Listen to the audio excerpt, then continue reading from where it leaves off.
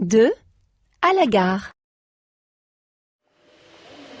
Bonjour, je voudrais réserver des billets de train, s'il vous plaît. Oui, monsieur, pour quelle destination? Eh bien, il me faudrait un aller-retour Paris-Lille, avec un départ le mercredi 15 au matin et un retour le vendredi 17 au soir. Je ne connais pas les horaires. Alors, vous avez un TGV toutes les demi-heures, entre 6h et 9h au départ de Paris. Départ vers 8h, c'est parfait. 7h58 donc. Arrivée 9h02. Et pour le retour, vous avez un TGV toutes les heures à partir de 15h. 18h dans ce cas. Bien. 18h, arrivée à Paris à 19h04. Première ou seconde? Seconde. Fumeur ou non-fumeur? Non-fumeur. Vous avez une réduction? Non, je ne crois pas. Alors, cela fait 92 €. Troisième leçon. Au café.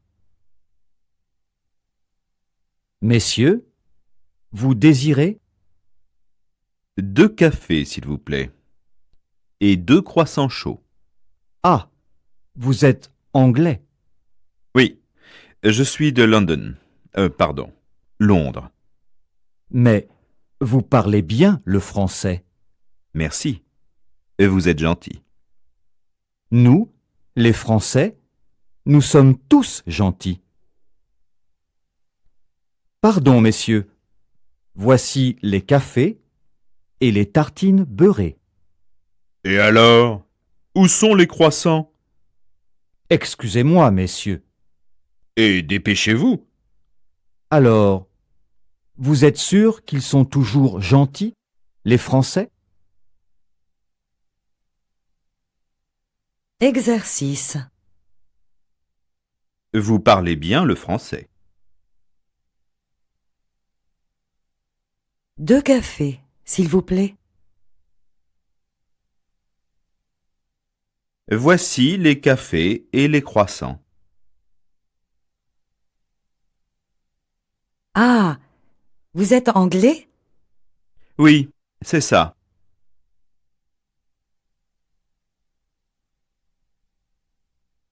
Est-ce que vous êtes toujours gentil?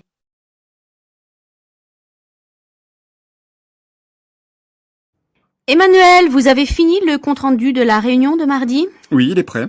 J'aimerais le lire avant que vous l'envoyiez à tout le monde. Bien sûr. Par contre, il est un peu gros. Je vous envoie le lien sur Dropbox. Oh, je comprends rien, votre Dropbox là. Dropbox, vous ne l'avez pas installé l'autre fois? Si, j'ai suivi toutes les instructions. Ça doit être sur mon ordinateur. Mais vous savez bien que je suis pas très douée pour tout ça. Je comprends, mais j'ai fait le compte-rendu sur PowerPoint. Et comme le fichier est un peu lourd, ça ne va pas passer autrement. Sinon, je peux vous le mettre sur une clé USB. Faisons simple. Vous allez me l'imprimer et le poser sur mon bureau. Comme vous voudrez. Merci, je dois y aller. Il sera prêt dans la matinée. Oui, je m'en occupe tout de suite. Je vous l'apporte avant 10h. Je serai en réunion. Vous le remettrez à Madame Hugues. Entendu, madame.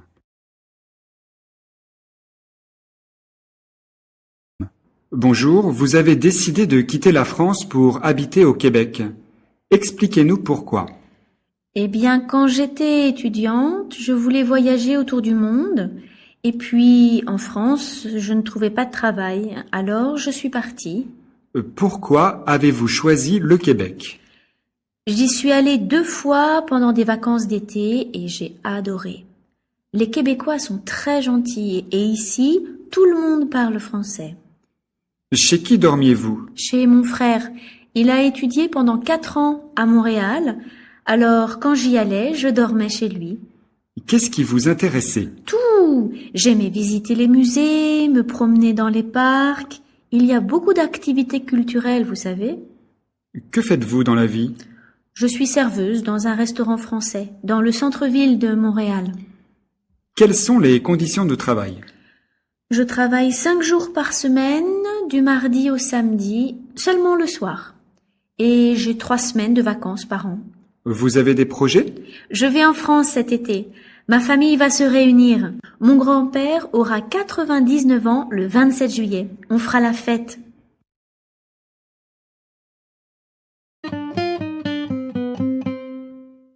Dis, tu pourrais m'expliquer la différence entre acheter et s'acheter? Oui, attends un peu, s'il te plaît. Ah, voilà, je suis à toi. Alors, tu voulais savoir la différence entre acheter et s'acheter, c'est bien ça? Oui, j'entends les deux et je n'arrive pas à savoir quand est-ce qu'on peut utiliser s'acheter. En fait, je ne vois pas en quoi c'est différent. Oui, c'est sûr que c'est presque la même chose. Tu as regardé dans le dictionnaire? Oui, mais je n'ai pas trouvé. Alors, je vais essayer de t'expliquer. Je pense qu'on dit s'acheter quelque chose quand on parle d'un achat agréable, qui nous est exclusivement destiné. Tu peux m'expliquer ce que tu entends par là? Oui, par exemple, hier, je suis allé faire les courses. J'ai acheté 1 kilo de pommes de terre et un peu de viande. J'ai fait des achats quotidiens. Je ne serai pas le seul à en profiter. Et c'est parfois une corvée d'aller faire les courses, tu ne crois pas? Oui, tout à fait. En plus, il y a toujours plein de monde dans les magasins. Eh bien, dans ce cas, tu utiliseras plutôt le verbe acheter. Tu ne diras pas « je me suis acheté 1 kilo de pommes de terre et un peu de viande ». Par contre, si tu vas faire un peu de lèche-vitrine en ville et tu vois un manteau magnifique, hors de prix, et imaginons que tu craques et que tu t'achètes le manteau. Eh bien, comme c'est un achat qui t'a fait plaisir, comme tu es contente du produit que tu as acheté, tu pourras dire « je me suis acheté ce manteau » ou bien « je me suis offert ce manteau ». Ah, d'accord. Je crois que j'ai compris.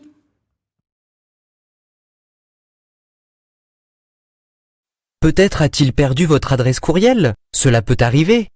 Pourquoi pensez-vous qu'il a arrêté de m'écrire? Comment voulez-vous que je sache pourquoi il a arrêté de vous écrire? Je suis sûre que la fille en est la raison. Il pourrait y avoir d'autres raisons pour lesquelles il ne vous écrit pas? Comme quoi, par exemple? Peut-être que votre frère est en colère contre vous pour une raison quelconque. Ce n'est pas une raison. En tout cas, ce n'est pas une bonne raison. Il pourrait y avoir beaucoup de raisons différentes pour lesquelles il ne vous écrit pas. Pourquoi dites-vous qu'il y aurait beaucoup de raisons? J'essaie seulement de vous aider. Vous ne devriez pas vous inquiéter à son sujet.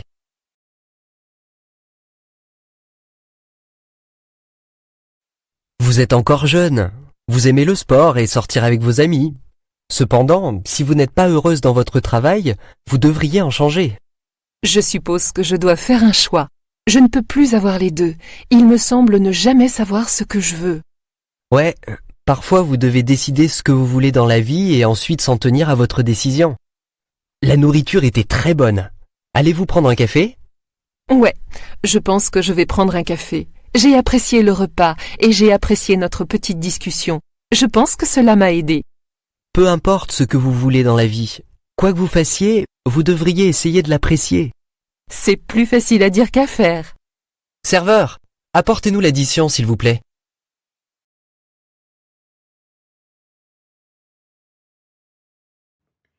L'hôtel est situé dans quel arrondissement? Il est dans le 8e. Il est très bien placé. J'espère qu'il vous plaira. Il y a quelque chose de prévu aujourd'hui? Aujourd'hui, je vous conduis à votre hôtel. Vous pourrez vous reposer un peu et ce soir, il y a un dîner sur un bateau-mouche. Avec vous? Oui, enfin, si vous souhaitez sortir. Oui, oui. Et demain, visite de l'usine le matin, déjeuner avec Madame Bougrabe et le responsable du personnel. L'après-midi, il y aura une réunion avec le conseil d'administration. D'accord. Je pense que je ne vais pas sortir ce soir. Je préfère me reposer. Oui, vous avez raison. Je vous laisse ma carte avec mon numéro de téléphone personnel. Merci. Vous parlez très bien français? Vous avez vécu en France? Oui, j'ai étudié le français pendant 2 ans, à Tours. Je n'aurai pas besoin de vous parler en japonais alors. Oh, vous parlez japonais? Non, c'est une plaisanterie. Je ne sais que quelques mots. Konnichiwa, hajime mashite. Formidable, hajime mashite. Nous sommes arrivés.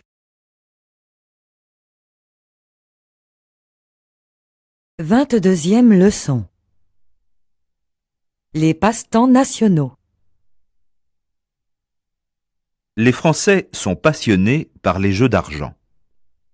Chaque semaine, des millions d'hommes et de femmes jouent à l'un des principaux jeux, le loto, les jeux instantanés et le PMU. Les 2 premiers sont des jeux de hasard. Il faut soit choisir des numéros dans un certain ordre, soit gratter des cases sur un ticket qu'on achète dans un bureau de tabac. En revanche, les courses demandent un peu plus de connaissances. On doit sélectionner les chevaux en fonction de leur performance dans d'autres courses. Il y a aussi des jeux de casino, mais ils sont très strictement réglementés. Dans tous les cas, les joueurs ont tous la même idée en tête, faire fortune. Mais du fait qu'ils sont très nombreux, il y a peu de gros gagnants. C'est ça, les jeux de hasard. Un jour, vous perdez, et le lendemain, vous perdez encore. Exercice. Elle joue à l'un des jeux les plus difficiles, les échecs.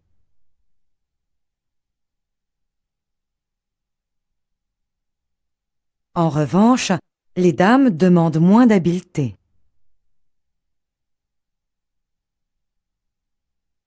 Venez soit tôt le matin, soit tard le soir.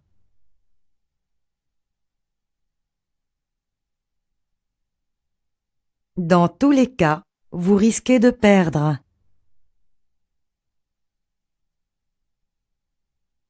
C'est ça, la vie.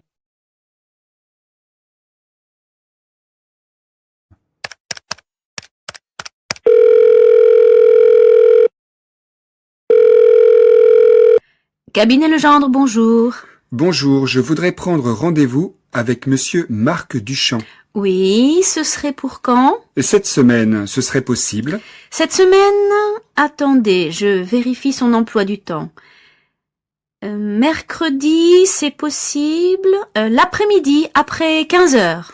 Mercredi après-midi, ça va être difficile pour moi.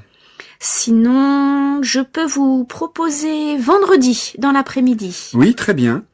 15h30, ça vous irait? Vendredi à 15h30, c'est parfait. Alors, je vais prendre votre nom. Duviquet. Dubiquet. Duviquet. Avec un V comme Valentin. D-U-V-I-Q-U-E-R. À la fin, c'est Q-U-E-T. Ah, excusez-moi. Alors, je confirme, monsieur Duviquet, rendez-vous le vendredi 12 juin à 15h30 avec monsieur Duchamp. Merci. Bonne journée, monsieur. Merci à vous aussi.